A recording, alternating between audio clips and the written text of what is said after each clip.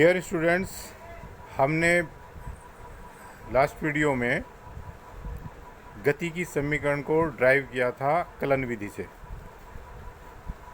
उस कलन विधि से जो डेरिवेशन आए थे उसके आधार पर मैं अब आज आपको प्रैक्टिस न्यूमेरिकल डाल रहा हूँ। इसमें न्यूमेरिकल है एक्स अक्ष के अनुदिश गति कर रहे कण की स्थिति। x is equal to A T cube plus B T square plus C T plus D द्वारा दी जाती है। ए बी सी तथा डी का गणितीय मान क्रमशः 1, 4, -2 तथा 5 है। ज्ञात करो नंबर 1 कण का t इक्वल टू 4 सेकेंड पर वेग, नंबर 2 कण का t इक्वल टू 4 सेकेंड पर त्वरण, नंबर 3 समांतराल t equal to 0 and t equal to 4 के मध्य औसत वेग, यानी कि 0 से t इक्वल टू 4 के बीच का जो औसत वेग है वो निकालना है। नंबर 4 है समांतराल t equal to 0 and t equal to 4 के मध्य औसत त्वरण। तो देखिए एक्स अक्ष के अनुदिश गति जो कण है वो चल रहा है और उसकी किसी समय स्थिति t समय पर स्थिति किससे रिप्रेजेंट कर रहे हैं, x equal to A T cube plus B T square plus C T plus D. A B C D ये क्या है, कांस्टेंट है, और t क्या इसमें समय है, और x क्या है उसकी स्थिति कि x अक्ष पर वो t समय पर कहाँ है। ठीक है, तो हम इसको किस विधि से करेंगे, कलन विधि से करेंगे। ठीक है, तो देखिए हम ऐसे लिख लेंगे इसको कि x is equal to A T cube plus B T square plus C T plus D, यानी कि ये जो x है ये क्या है, विस्थापन है, यानी कि स्थिति है। और अगर हम शुरू में क्या निकालना, वेग निकालना है t इक्वल टू 4 सेकेंड पर। तो हमने बताया था अगर विस्थापन s है या x है तो वेग क्या होगा, v इज इक्वल टू लिखते हैं हम D x upon D T, या s होता तो लिखते D S upon D T. इसका मतलब है कि स्थिति का समय के साथ रेस्पेक्ट में अवकलन कर दीजिए। तो मैं आपको, क्योंकि इसमें अभी आपने अवकलन पढ़ानी होगा 12th 11th क्लास में, क्योंकि मैथ की क्लासेज नहीं चली। जब आप मैथ पढ़ेंगे तो आप इससे अवकलन और समाकलन से परिचित होंगे। आपको एक बढ़िया सा तरीका बता देता हूँ जो आपका इस न्यूमेरिकल में काम करेगा या इस जैसे न्यूमेरिकल में काम करेगा। जैसे आपने ये लिख लिया कि x is equal to A T cube plus B T square plus C T plus D. एक तो आप याद रखें कि जब आप अवकलन करेंगे तो लिखेंगे t के सापेक्ष अवकलन करने पर। जैसे हमने यहाँ पे लिख लिया कि A T cube plus B T square plus C T और प्लस डी। तो यहाँ लिखेंगे x समीकरण का t के सापेक्ष अवकलन करने पर, ये लिख लेंगे आप लाइन। फिर आप लिखेंगे d by D T of x, d by D T of x, यानी कि D x upon D T, ऐसे लिख लेंगे इसको। और इधर लिख लेंगे बाहर d अपॉन डी टी, और ब्रैकेट में लिख लेना A T cube plus B T square plus C T plus D, ऐसे। ठीक है, अब आप अलग अलग करेंगे। जो कांस्टेंट होता है इसका डिफरेंशियल नहीं होता, कांस्टेंट हमेशा बाहर रख लेते हैं। जैसे A D upon D T T cube, इसमें ब्रैकेट में लिख लेंगे इसको। फिर दूसरे में B D by D T T square, फिर तीसरे में C D by D T T, और चौथा आ जाएगा, क्योंकि इसमें केवल आपका एक कांस्टेंट है तो इसमें ये आ जाएगा आपका कि d upon D T, constant को इस बार ब्रैकेट में रख लेना। तो याद रखना ये तो एज इट इज़ आ जाएगा जो आपने a रखा है। जो ये पावर होती हैं डिफरेंशियल करने पर, अगर नीचे वही लिखा हुआ है जैसे d के साथ t है लिखा हुआ, तो डिफरेंशियल हम किसका कर रहे हैं, t का। तो ये जो पावर हैं ये बाहर आ जाएंगी और एक पावर को घटाकर लिख देंगे, तो ये कितना हो जाएगा 3t स्क्वायर। इसी प्रकार से दूसरे को b ये पावर जो है बाहर आ जाएंगी और एक पावर घटाकर लिख देंगे तो ये आ जाएगा 2t टू दी पावर 1, यानी कि 1 रहेगा ये पावर, तो 1 को लिखो मत। और ये पावर इस पर 1 है तो इसका जब 1 हो जाता है, अगर पावर 1 है तो 1 बाहर लेंगे तो 1 - 1 0 हो जाएगा, किसी की भी पावर 0 1 हो जाता है। तो याद रखना अगर सिंगल पावर है तो उसको 1 लिख देंगे, यानी कि c × 1 हो जाएगा, ठीक है, c × 1। और जो अकेला कांस्टेंट है उसके स्थान पर आ जाएगा 0।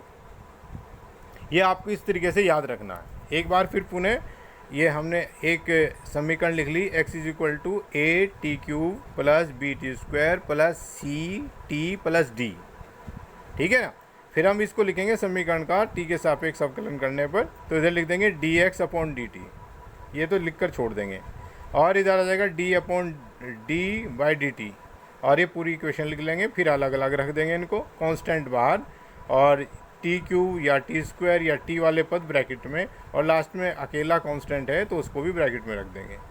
तो जो पावर होती हैं ये बाहर आ जाती हैं और एक पावर घटाकर लिख देते हैं। तो t³ का डिफरेंशियल हो जाएगा 3t², t² का हो जाएगा 2t, और t का हो जाएगा 1, और जो अकेला है जिसके साथ t नहीं है उसका हो जाएगा 0। इतना आप याद रखें, ठीक है। तो अब देखिए ये जो dx/dt है, देखो हमने ऐसे ही किया, यहाँ पर हमने इसको लिखा dx/dt = 3at² + 2bt + c, और d क्या हो गया 0, है ना।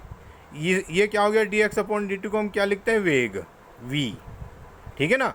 अब हम लिख देंगे t = 4 सेकेंड पर वेग, यानी कि जब t = 4 सेकेंड था तब वेग क्या होगा, जहाँ जहाँ t है, ठीक है ना, उनके स्थान पर आप t की वैल्यू रख दीजिए, और a b c d की वैल्यू हमें पीछे गिवन है।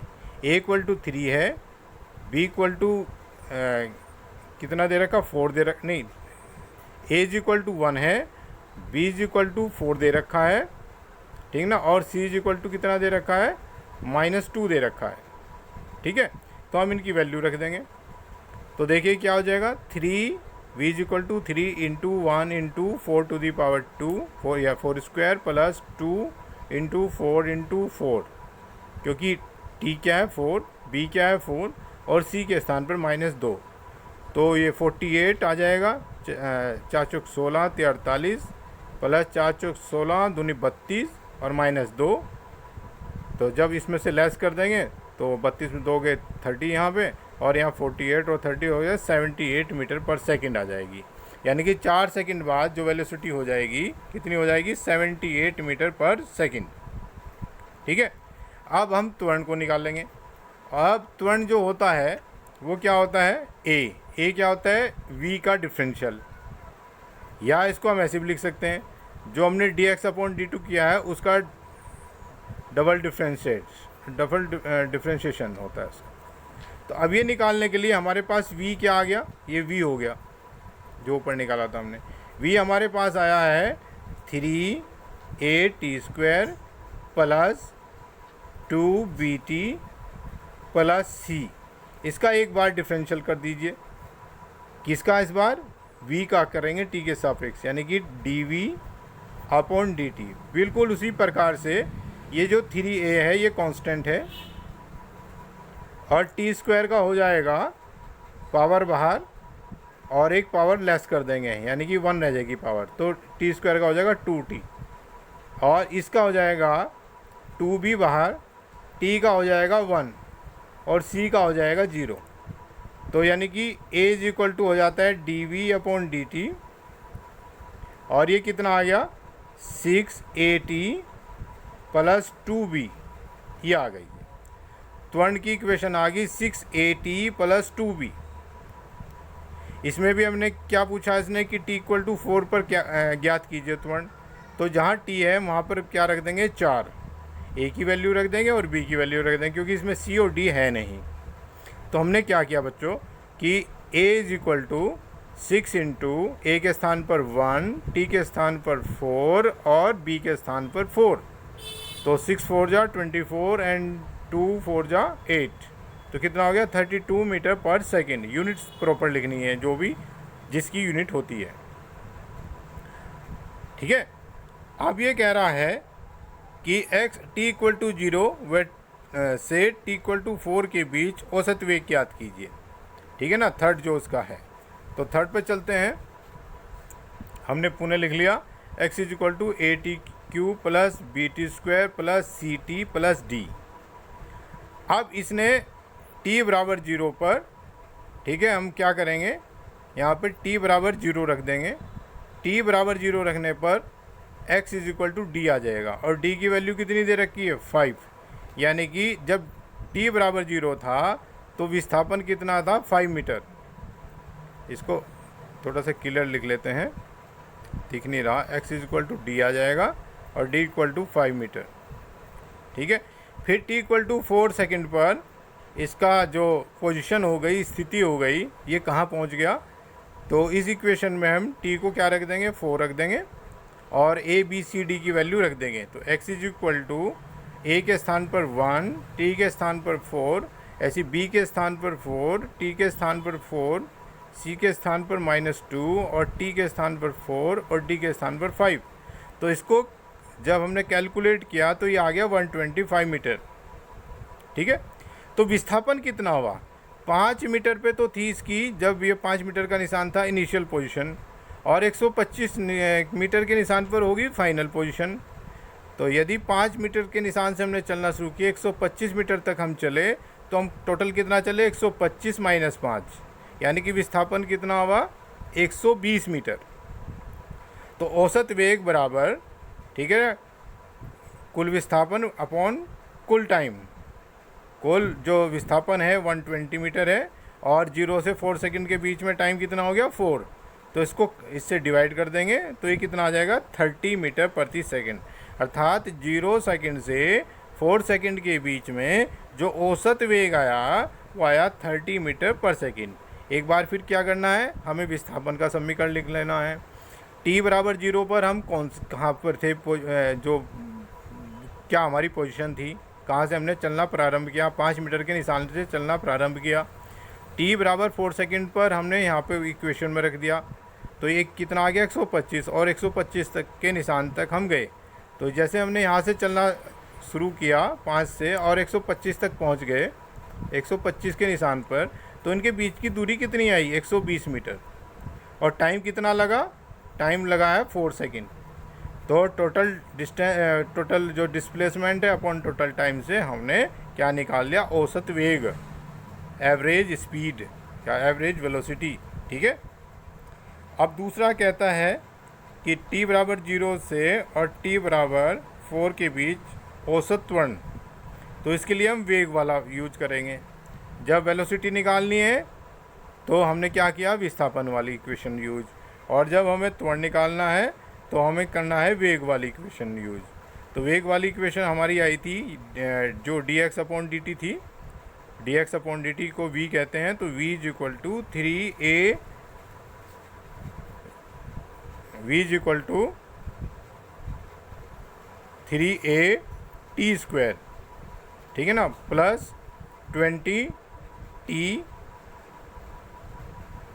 Plus c। ये यहाँ पे 2b आएगा, 20 नहीं है, ये 2bt प्लस c।